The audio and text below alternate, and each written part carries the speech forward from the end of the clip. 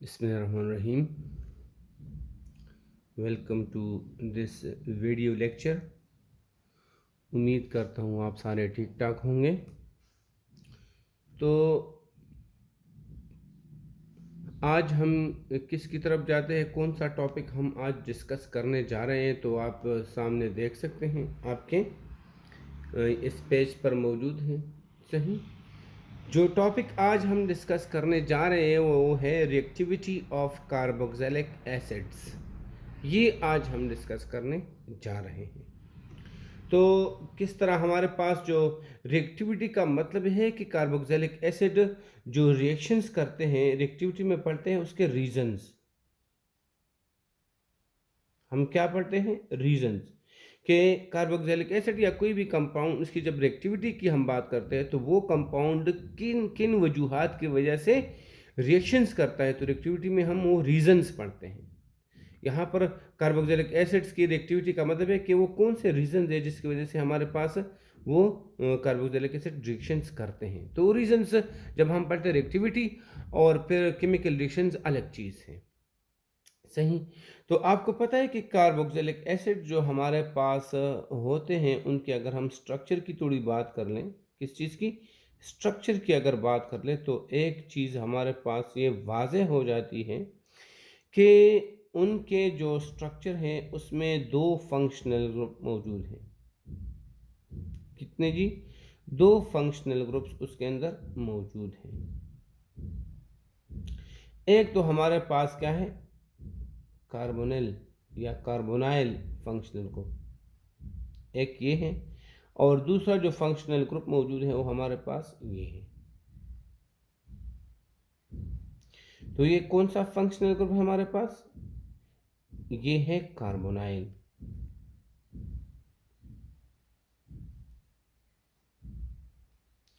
Carbonyl group हमारे पास मौजूद हैं, जो आम तौर से अगर हम बात करें प्राइमरीली, ये किसका फंक्शनल ग्रुप होता है? ये अल्डिहाइड्स एंड कीटोन्स का, जिसको हम कार्बोनाइल कंपाउंड 1 कहते हैं, उनका अल्डिहाइड्स एंड कीटोन्स, ये इनका फंक्शनल ग्रुप मतलब प्राइमरीली ज़्यादातर इनका होता है। सही, अगर हम इनकी बात करें तो जो हमारे पास ये फंक्शनल ग्रुप हैं OH, ये हमारे पास इसको क्या कहते हैं? इसको हाइड्रोक्सिल ग्रुप कहते हैं।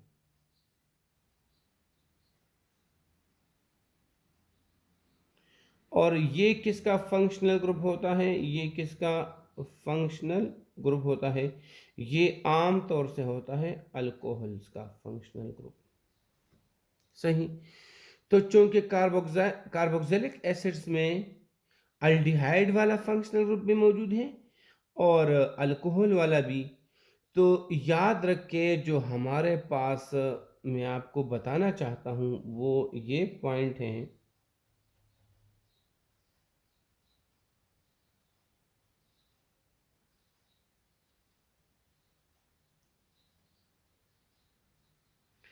कि जो कार्बोक्सिलिक एसिड हमारे पास क्या शो करते हैं, ये जो केमिकल रिएक्टिविटी शो करते हैं, इसकी जो केमिकल रिएक्टिविटी है,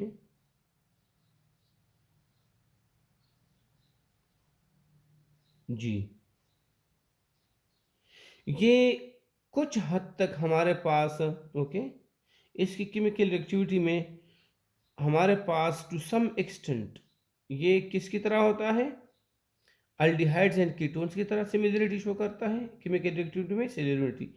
और कुछ अल्कोहल टू सम एक्सटेंट, ये आप याद रखें, सारी की सारी नहीं, ओके, टू सम एक्सटेंट हमारे पास carboxylic acid aldehydes and ketones की तरह बिहेव करता है, कुछ हद तक हमारे पास अल्कोहल्स की तरह रिएक्शंस शो करता है। समझ में बात आई?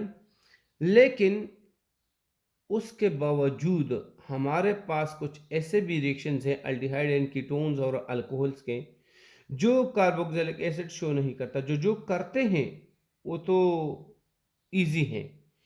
अब वो रिएक्शंस जो नहीं करते उनको हम थोड़ा सा पढ़ लेते हैं। तो हमारे पास कुछ ऐसे भी क्या हैं कैरेक्टरिस्टिक्स रिएक्शंस हैं, क्या हैं? Characteristic reactions. समझ में आता है? कुछ ऐसे कैरेक्टरिस्टिक्स हमारे पास रिएक्शंस हैं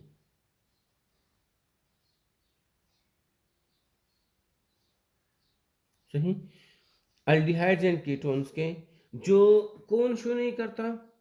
जो हमारे पास ये शो नहीं करता, कार्बोक्सिलिक एसिड्स शो नहीं करते, डू नॉट शो या एग्जिबिट, डू नॉट एग्जिबिट। ऐसे हमारे पास अल्डिहाइड्स एंड कीटोन्स के कुछ कैरेक्टरिस्टिक रिएक्शंस हैं सही, जो कार्बोक्सिलिक एसिड शो नहीं करता। अब वो रिएक्शन हमारे पास कौन कौन से हैं, तो इसके अगर हम एग्जाम्पल्स की बात करें तो जो वो रिएक्शंस, अगर हम यहाँ पर हमारे पास क्या है, यहाँ पर अल्कोहल्स हैं, कुछ अल्कोहल वाले भी हैं, कुछ अल्डिहाइड्स हैं, कीटोन वाले भी हैं।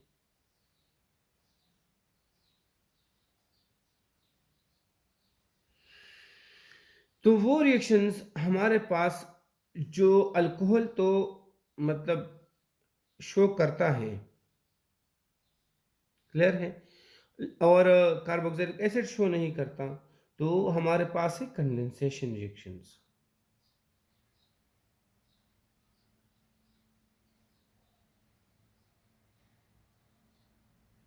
ये अब जो रिएक्शन हमारे पास अल्डिहाइड एंड कीटोन शो करते हैं लेकिन कार्बोक्सिलिक एसिड शो नहीं करता, वो हमारे पास क्या है, न्यूक्लियोफिलिक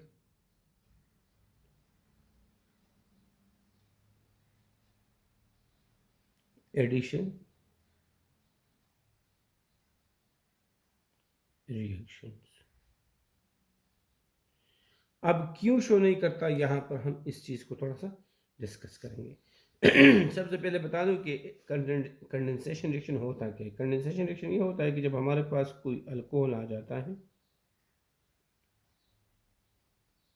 सही, और दूसरी तरफ से मतलब हमारे पास क्या हो, कोई H पॉजिटिव हो, किसके साथ, सपोज कार्बन के साथ जुड़ा हुआ, बाकी मैं नहीं बताता कि क्या सब्सटेंस है, तो ये पार्शल पॉजिटिव होता है, ये पार्शल नेगेटिव होता है, तो ये बॉन्ड भी बहुत टूट जाता है ये, तो देखें हमारे पास क्या हो जाता है, ये बीच में से निकल जाता है और हमारे पास क्या बन जाता है, R और जो कार्बन है उनका बॉन्ड बन जाता है सही। बाकी क्या चीज़ें मैं शो नहीं करता, सिर्फ समझाता हूँ। यहाँ इस कंपाउंड से H और इससे OH निकल जाता है, देखिए H2O, और R और C का बॉन्ड बन जाते हैं, तो इस टाइप के रिएक्शंस को हम क्या कहते हैं, कंडेंसेशन रिएक्शन। अब यहाँ देखें, ये मैं आपको शो करता हूँ क्या चीज़, न्यूक्लियोफिलिक एडिशन रिएक्शन। तो हमारे पास जो अल्डिहाइड्स और कीटोन्स होते हैं, सपोज मैं आपको एक अल्डिहाइड शो कर रहा हूँ, ये H है और ये R है, ये बॉन्ड शिफ्ट हो जाता है, पार्शियल नेगेटिव पार्शियल पॉजिटिव बन जाता है।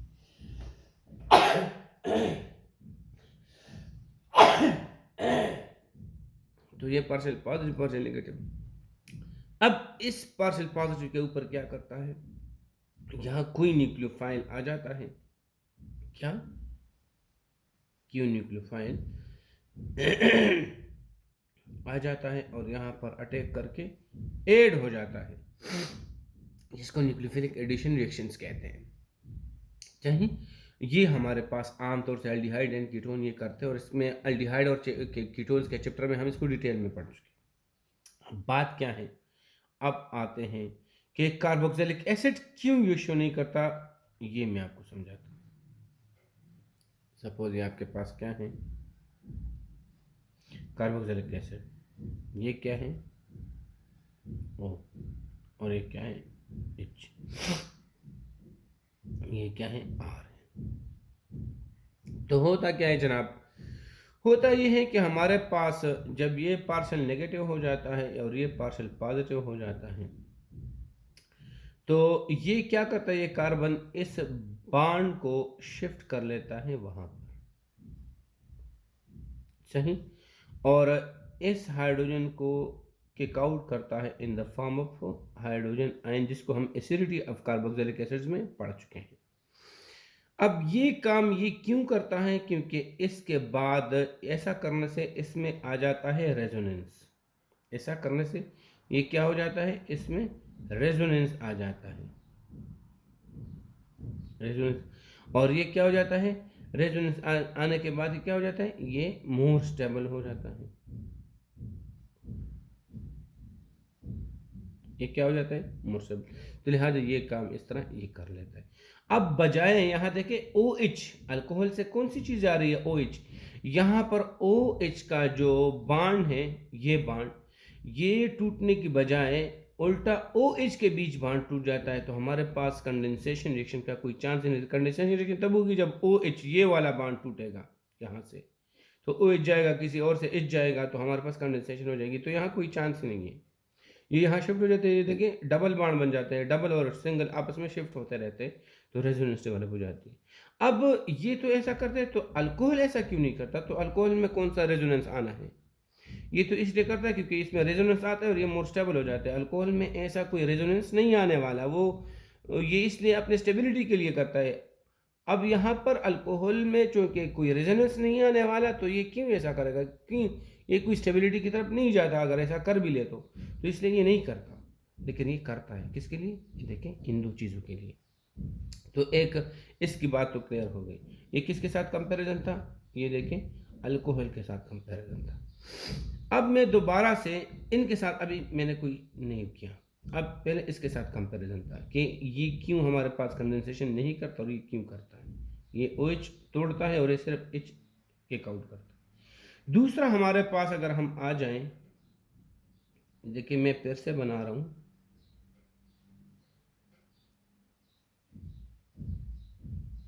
ये देखिए पार्शियल नेगेटिव, ये पार्शियल पॉजिटिव। जब यहां से बॉन्ड शिफ्ट हो जाता है यहां पर, दूसरा कमाल की बात ये होती है कि जो पॉजिटिव करेक्टर है ये गिर जाता है।